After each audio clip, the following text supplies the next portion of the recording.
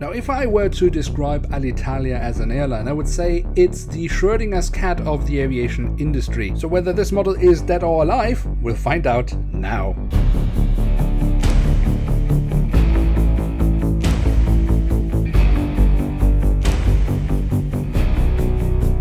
And with that, hello and welcome to a new episode of Review, where we today will take a closer look at an Airbus A321-100 of Alitalia.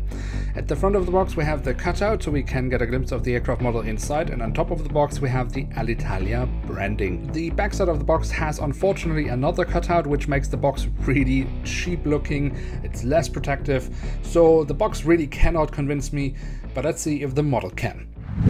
So here she is, the Airbus A321-100 in the current Alitalia livery.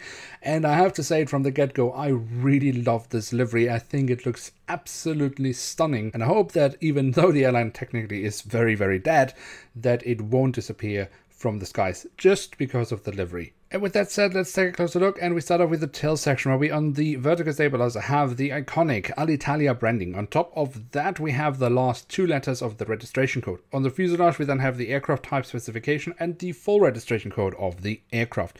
At the very tail we then also have a little bit of detailing around the APU exhaust. At the front of the aircraft we then again have the Alitalia branding. We also have a Sky Team logo, of which Alitalia is a member, and underneath that we have the name of the aircraft. The cockpit section, as pretty much always with Herpa Wings in scale 500, lacks a bit of detailing, but we do have the cockpit windows.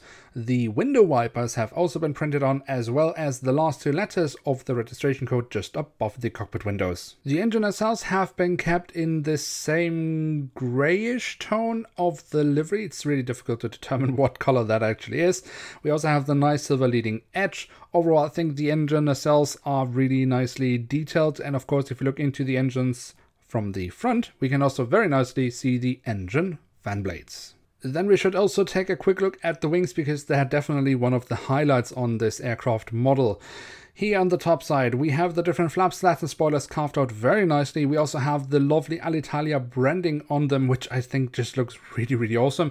We also have the full registration code of the aircraft, which we then also find on the underside of the aircraft. The A321-100 then came with the original wingtip fences of Airbus, and I think Herpa Wings has done a really, really good job in replicating those.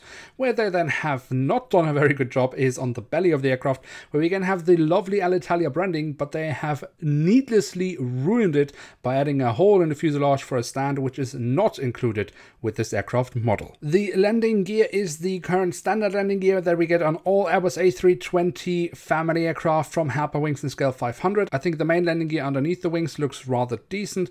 Also, the front landing gear is acceptable, although I do prefer earlier versions of that. And then last but not least, we also have the doors to the cargo compartments printed on here at the backside of the aircraft, and here at the front of the aircraft. So there we have it, the Airbus A321-100 in the current livery of Alitalia. And what can we say about this aircraft model? Well, let me start off with the things I don't like, and I would also have to point out that none of these things are specific for this model, but they actually affect all A320 family aircraft models from Herpa Wings in scale 500. And that is that I really don't like that they add a hole in the fuselage for stands which are not included when they destroy details with it. I think the front landing gear especially has looked much better on earlier versions. We should have generally more details in the print overall, and I'm not really a big fan of the shape of the nose of the aircraft. It's something I have noticed for quite a while, that from some angles I think it looks rather odd. I think I prefer the mold that they used previously. But when all that is said, I think the print quality overall is really, really good. And I actually quite like especially the wingtip fences and the wings. I think Herpa has done a really good job with those. So yeah, I think it's a great model, but it has the same issues, or it suffers from the same issues as we've seen so many other times from Herpa Wings. But I think with this livery, it's really difficult not to like it. So I would say, after all, yeah, it's an aircraft worth having in one's collection. So with that, we have reached the end of today's episode. If you have enjoyed this video, then don't forget to leave a like. That would be very much appreciated. And of course, if you are new around here, why not hit subscribe? That would be absolutely awesome. With that, I'd like to say thank you so much for watching. Hope to see you soon again. I'm checking out, and bye.